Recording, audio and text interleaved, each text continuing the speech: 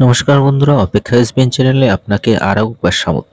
বন্ধুরা, আজ আমরা এই ভিডিওতে জানবো শরীরের কোন অংশে টিকটিকি পড়লে কি ঘটতে পারে সে বিষয় সম্পর্কে। জানতে অবশ্যই ভিডিওটিকে শেষ পর্যন্ত মনোযোগ সহকারে দেখতে থাকুন। আর এমন ধরনের ভিডিও পেতে আমাদের চ্যানেলটিকে সাবস্ক্রাইব করে পাশের ঘন্টাটিকে বাজিয়ে দিতে ভুলবেন না।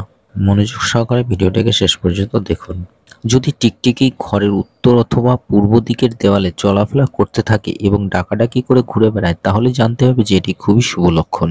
এক্ষেত্রে হঠাৎ টাকা পেতে পারেন বা হঠাৎ করে চাকরিতে পদোন্নতি হতে পারে অথবা ব্যবসায় আপনার উন্নতি হতে পারে। শরীরের কিছু অংশ টিকটিকি পড়া খুবই শুভ।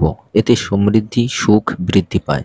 যেমন মাথার উপরে পড়লে, উরুতে পড়লে, নিচের ঠোঁটে পড়লে, নাভিতে পড়লে অথবা পায়ে পড়লে। কিন্তু ভ্রুতে যদি টিকটিকি পড়ে সেটা কিন্তু শুভ লক্ষণ নয়। যদি কখনো বাড়ির বাইরে থেকে ঘরের ভিতরে প্রবেশ করছেন এমন সময় টিকটিকির ডাক শুনতে পান, তাহলে জানতে হবে এটি খুবই শুভ লক্ষণ।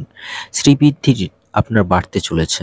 নিজের গলায় যদি টিকটিকি পড়ে তাহলে জানবেন যে খুব দ্রুত আপনার জীবন থেকে শত্রু নাশ হচ্ছে এবং আপনার শক্তি বৃদ্ধি হচ্ছে।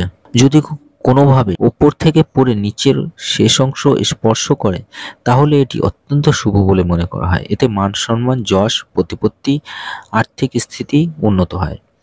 যদি বাম দিকের কাঁধে টিকটিকি পড়ে তাহলে খুব সাবধানে থাকতে হবে, এতে শত্রু বৃদ্ধি পায়। যদি পূর্ব দেওয়ালে টিকটিকির ডাক শোনা যায় তাহলে বুঝতে হবে যে ব্যবসায় উন্নতি আসন্ন।